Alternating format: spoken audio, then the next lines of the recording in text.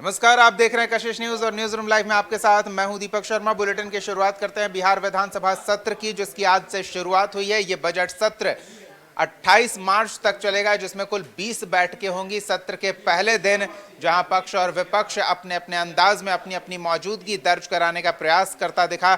सत्ता पक्ष की कोशिश रही आर्थिक सर्वेक्षण रिपोर्ट के माध्यम से ये दिखाने की कि बीते साल उसने जो काम किया है, बिहार विकास के पायदान पर बेहतर स्थिति में पहुंचा है। तो विपक्ष का प्रयास था कि विभिन्न मुद्दों को लेकर सदन के बाहर और सदन के भीतर भी सरकार को घेरा जा सके।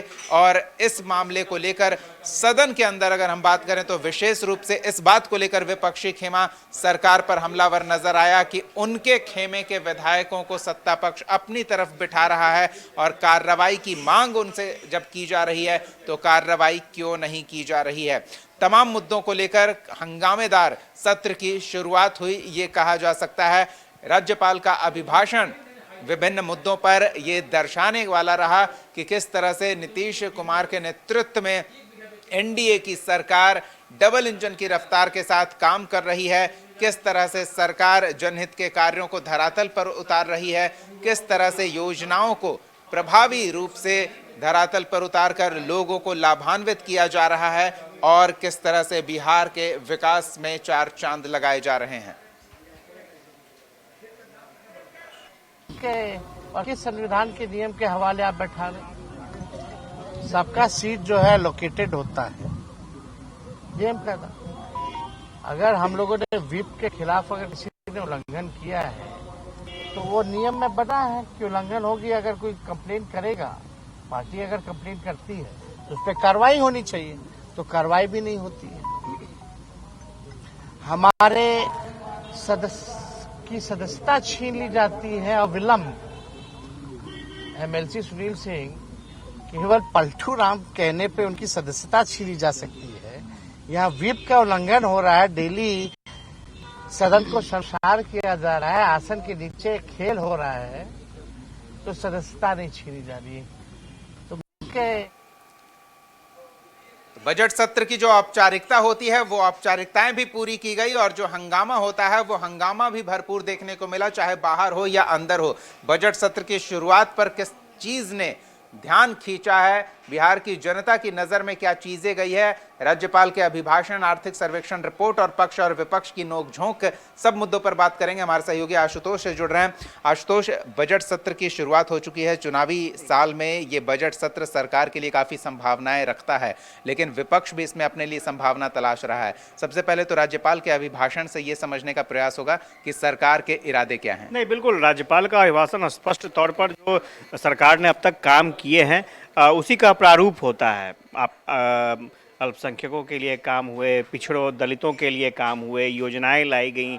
इसके अलावा नौकरी एक सबसे बड़ा मुद्दा था, नौकरी का उन्होंने जिक्र किया, रोजगार का जिक्र किया कि कैसे सरकार जो लक्ष्य तय कर रखा था सरकार ने, उस लक्ष्य से ज़्यादा अब रोजगार देने की बात हो रही है, ज़्यादा नौकरी देने की बात हो रही है। इन तमाम चीज़ों का जिक्र हुआ और सबसे बड़ी बात यह है कि इस दौरान विपक्ष की आक्रामकता आपको देखने को मिली।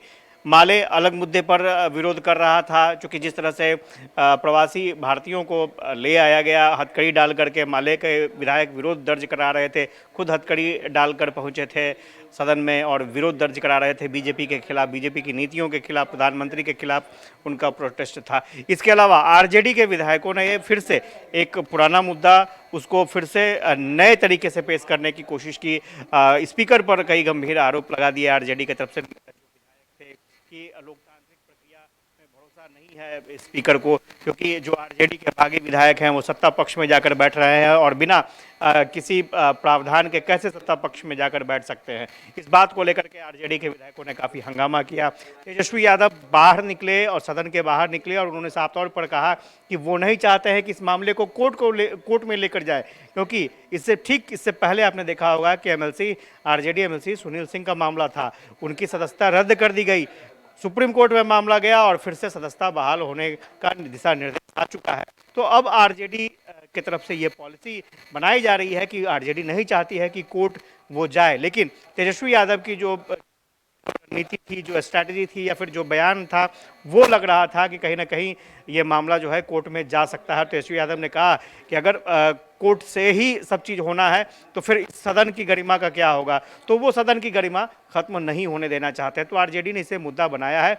और सबसे बड़ी बात कि चूंकि बजट सत्र चल रहा है और तेजस्वी यादव ने ये ऐलान किया है कि इसी बजट सत्र में कई खुलासे करेंगे, जो घपले घोटाले का बड़ा स्वरूप देखने को मिलेगा। तो सबकी नजरें इस बात पर है कि तेजस्वी यादव आखिर किस तरह का खुलासा करने जा रहे हैं, वो देखना दिलचस्प होगा। वो देखना दिलचस्प होगा, लेकिन इस बीच सदन के अंदर जो विधायी प्रक्रिया है, विरोध है, वो तो है। सदन के बाहर बड़ी दिलचस्प बात हुई। जेडीयू की चिंता आरजेडी को हो रही है, बीजेपी उन्हें सलाह देते नजर आ रहे हैं, नीतीश कुमार के उत्तराधिकारी का मुद्दा भी गर्माता दिख रहा है। तो अंदर तो विधायी कार्य हुए, बाहर खूब सियासत हुई है। नहीं, स्वाभाविक तौर पर अभी सबसे बड़ा जो मुद्दा है राजनीतिक दलों के बीच में निशांत, और चूंकि निशांत कब राजनीति में आएंगे इसको लेकर के काफी चर्चाएं हो रही है। और तेजस्वी यादव ने एक कदम आगे बढ़ते हुए कह दिया कि निशांत अगर राजनीति में नहीं आते हैं तो जेडीयू खत्म हो जाएगी। बीजेपी चाह रही है कि जेडीयू पर कब्जा कर लिया जाए, आरएसएस की ये पॉलिसी है कि जेडीयू खत्म हो जाए। तो ये तेजस्वी यादव ने आरोप लगाया है, गंभीर आरोप है, और स्वाभाविक तौर पर इसके बाद से कहीं ना कहीं सियासत तेज हो गई है। जेडीयू की तरफ से में जेडीयू के नेता आ गए हैं, बीजेपी आरोप लगा रही है कि तेजस्वी यादव अपना दल देखें, अपनी पार्टी देखें, जेडीयू की चिंता न करें, जेडीयू में सब चीज ठीक ठाक है। और बीजेपी अध्यक्ष ने तो ये भी कह दिया कि विपक्ष ने निशांत को नेता बना दिया। तो स्वाभाविक बात है, जितनी चर्चा होगी, बात सही है, जितनी चर्चा होगी निशांत उतनी सुर्खियों में रहेंगे। हालांकि अभी तक निशांत को लेकर के न तो नीतीश कुमार और ना ही निशांत खुद कहे हैं कि वो राजनीति में वो आएंगे राजनीति में, ऐसा कोई घोषणा नहीं हुआ है। लेकिन कोई दो राय नहीं है कि अभी फिलहाल निशांत का मुद्दा गर्म रहेगा।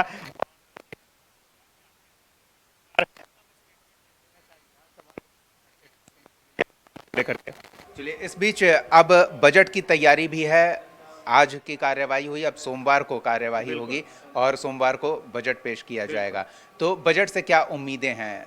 विपक्ष तो स्वाभाविक है वो बजट में खामियां देखेगा, लेकिन सरकार की ओर से, सत्ता पक्ष की ओर से जनता को क्या आश्वासन दिए जा रहे हैं? नहीं, बिल्कुल चुनावी वर्ष है, तो इसमें कोई दो राय नहीं है कि बजट का आकार बढ़ रहा है। 3 लाख करोड़ से ज्यादा का बजट इस बार सामने पेश आएगा।